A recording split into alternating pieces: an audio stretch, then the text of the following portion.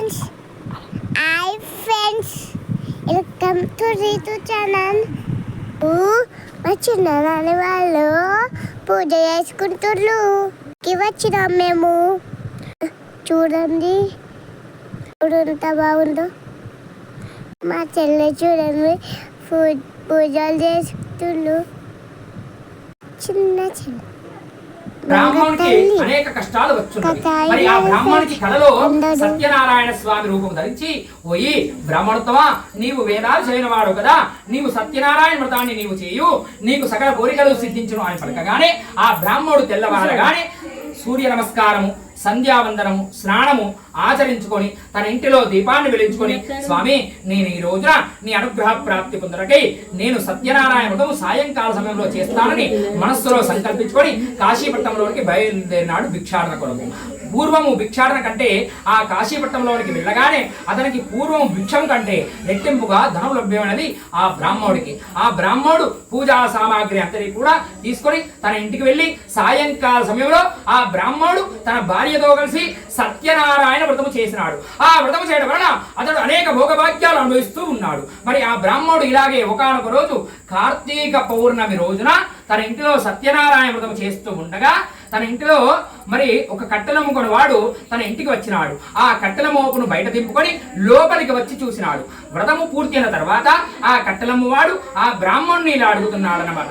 అయ్యా గురువు గారు, మీరు ఇప్పుడు చేస్తున్నారు కదా, ఈ వ్రతము ఏమిటి, ఈ పూజ ఏమిటి, దయచేసి నాకు వివరించండి, తెలుసుకోవాలి కోరికగా ఉన్నది అని పలికినాడు. అలా పలకగానే అప్పుడు బ్రాహ్మణుడు ఆ కట్టెలమ్మ వాడితో ఈ విధంగా చెప్పుచున్నాడు అన్నమాట.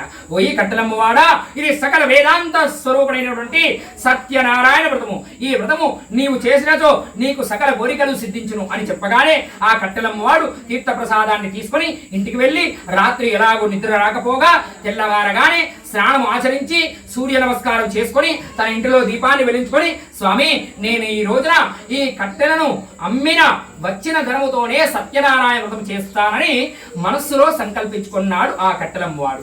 ఆ కట్టెలమ్మవాడు కాశీపట్నంలో వెళ్ళాడు. ఆ కాశీపట్నంలో ఎక్కడైతే ధనవంతులు ఉన్నారో ఆ వీధికే వెళ్ళి ఆ కట్టెలను అమ్మినాడు. అతనికి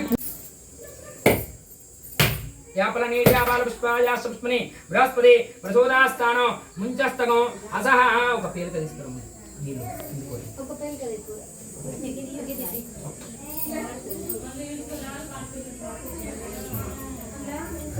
మనం ఆలోచించి ఆ నారద మహర్షి వారు వైకుంఠములో కూర్చి వెళ్ళినాడు. వైకుంఠములో శ్రీ మహావిష్ణువు తెల్లని శరీరం గలవాడను శంఖము, చక్రము, గద, పద్మము, వనమాల ధరించి లక్ష్మీ సమేతుడై దేదీయమానగా ప్రకాశిస్తున్నారు ఆ మహావిష్ణువు వారు.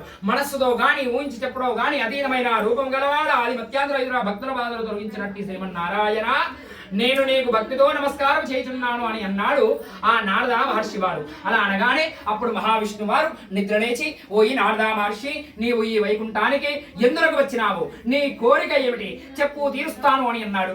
ఇడుకు చూడండి, అందరూ దేవుడు మొక్కుతుళ్ళు. మొక్కితే మంచిగా దేవుడు ఇస్తారు. చదువు బాగా ఇష్టం. మళ్ళీ అడ్డు చెల్లి ఎలా మొక్కుతుండు, పూజ చేస్తుంది చూడండి. అలానే చూస్తుంది, చూసి వస్తుంది తెల్లది.